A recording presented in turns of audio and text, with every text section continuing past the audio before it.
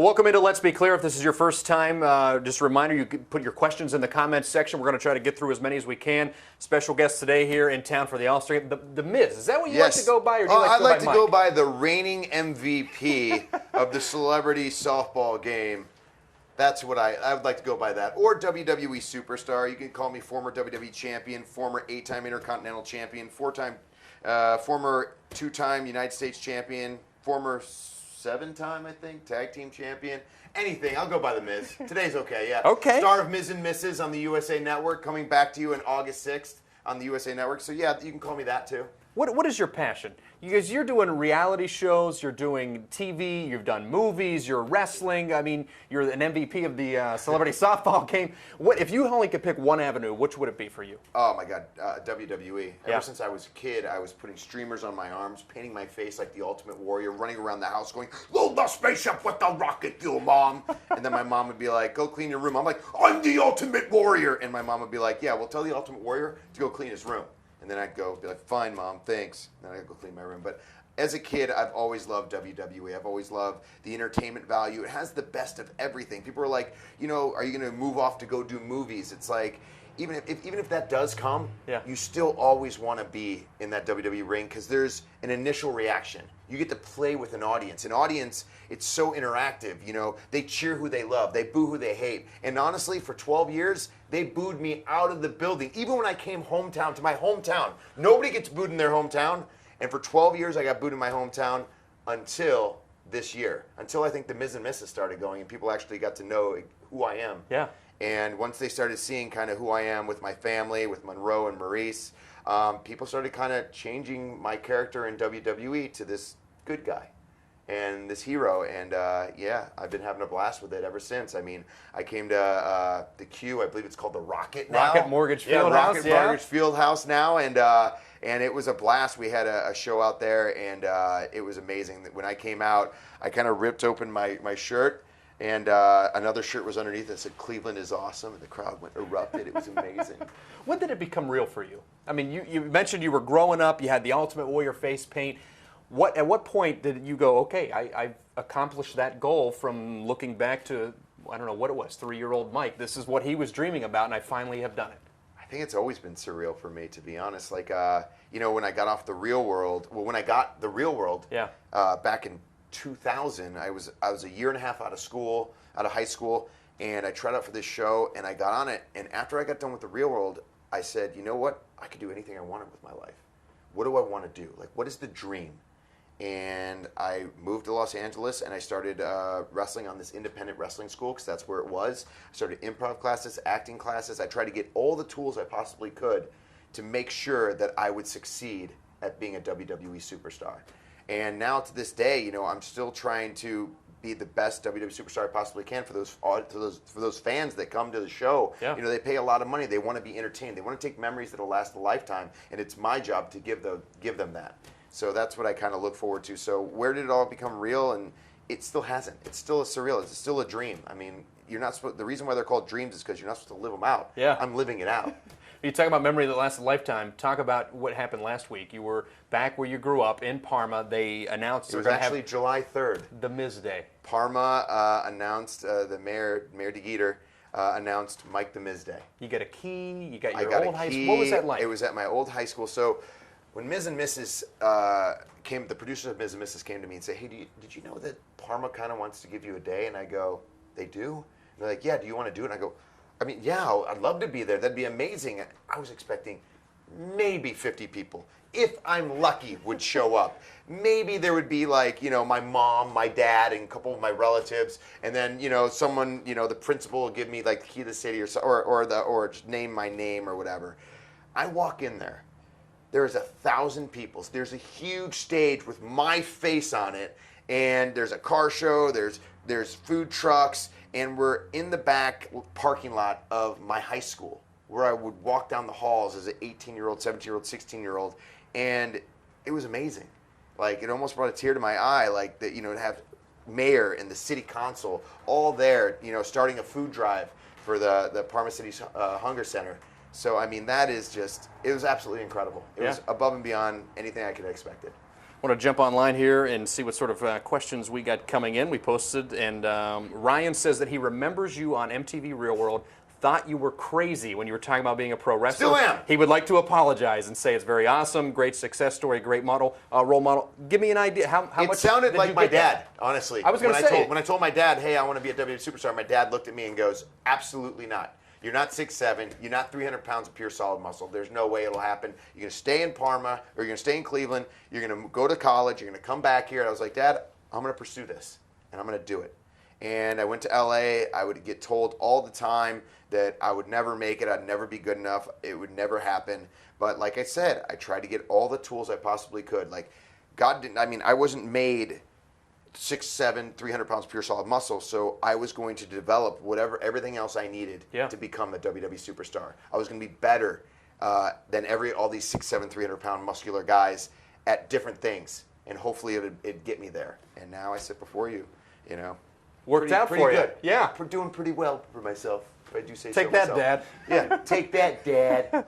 Lexi wants to know what's next for The Miz. TV, movies, shot at the Universal Championship? A little bit of everything. Yeah, I hope that, I hope to get the Universal Championship, maybe the WWE Championship. I hope to go for those big titles once again. Movies. Actually, I have a Netflix movie that we're about to film in August. Miz and Mrs. Takes up a lot of my time, but honestly, it's a lot of fun to have a show with my wife, with my daughter, and with my entire family. Like, I've never seen my dad so much in my entire life, and I guess it's because there's a camera around. I actually went to him last Christmas, like, Dad, do you want to come over for Christmas? It'll be great, it'll be fun. Are the cameras there? I go, no. He goes, nah, I'll stay in Cleveland. I go, thanks, Dad, but if the cameras were there, you'd be there. He goes, of course I would. Are you kidding me? They need the star of the show. I mean, if you know my dad is always at the casino, and he's always talking up a storm about how he's the big star. He had a huge moment at WrestleMania this year. I had a match against Shane McMahon. I was getting beat up, and my dad actually entered the WWE ring, and he became a meme on Twitter, all over Twitter. No this kidding. This is the pose, because that was his stance. He was going to fight Shane McMahon, and Shane McMahon ended up beating him up. Then I ended up being Shane McMahon all over MetLife Stadium. What does that mean to him? I mean, this is the guy that told you, nah, you're going to do something else, you're going to go to college, and then fast forward a few years, and he's on the biggest stage in wrestling sports, at WrestleMania, in the ring. What does he say about that stuff? Well, every Monday he'll call me up and tell me everything that I'm doing wrong. Okay. So he's still a parent. Yeah. He always tells me, why aren't you jumping off at things like Kofi Kingston? Why aren't you doing this? Why aren't you doing this? You should try this, Michael. Michael, you need to do this for me. You need to do this for me. And so it's just my dad. I think that's what you do as a parent. You annoy your kids. The interesting thing is, when you were at Normandy, you didn't wrestle and you weren't in drama club. You did practically everything else. Yeah, I was so. And that's the two that you do now. I was so busy with. I was a senior editor of the yearbook. I was the president of student government. I was in academicians, and then on top of all the classes, I did sports. Yeah. I was captain of the baseball team, the cross country team as well. I played basketball, played air football, and swam. So I was doing all that stuff, and I didn't have time for the drama or wrestling. I just didn't get into it. And then until I got on the Real World, that's when I really started honing in. You talked about sports. You're a big sports guy. You're a big Cleveland sports guy. I've seen you around for NBA We're going to the Super Bowl, people. Give me your assessment now. You heard it here first, folks. We're going to the Super Bowl. Baker Mayfield will be the league's MVP. Odell, Jarvis, Njoku, Chubb. We're taking it. This offense is so potent. It's so star-studded. It is going to be the team to watch this season in football. MLB, I can't wait for this All-Star game, because guess what? I am getting the MVP. Again, I'm going back to back. That is what I'm telling people right here, right now. I'm hoping the Cavs can do something. I mean, losing LeBron was a huge disaster for us. I was hoping that we were going to get number one so we can get Zion. Yeah. We didn't. So hopefully we can make something happen in the upcoming years. But you know what? They brought us a championship. They brought a championship to Cleveland, so I can't fault them at all. What do you think about the Indians? I'm hoping the Indians can get their stuff together and, really take it to the playoffs. We'll see what happens. Sometimes I look at them and I go, oh, they're amazing. Then I'll look and I go, wait, what are they doing? What is going on? So I'm hoping that they get everything together, and I'm hoping that they get this hot streak. And I hope the hot streak isn't before, like last year I felt like we went a hot streak a little too early. Yeah. I think we need to go a little bit later, get in that playoffs, go to the World Series, That's when and you win get the hot. whole thing. That's when you get I'm hot. still upset about the Cubs. I want to talk. Me too. Yeah.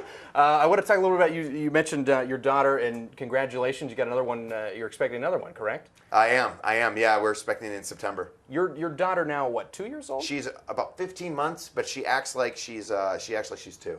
She's running around.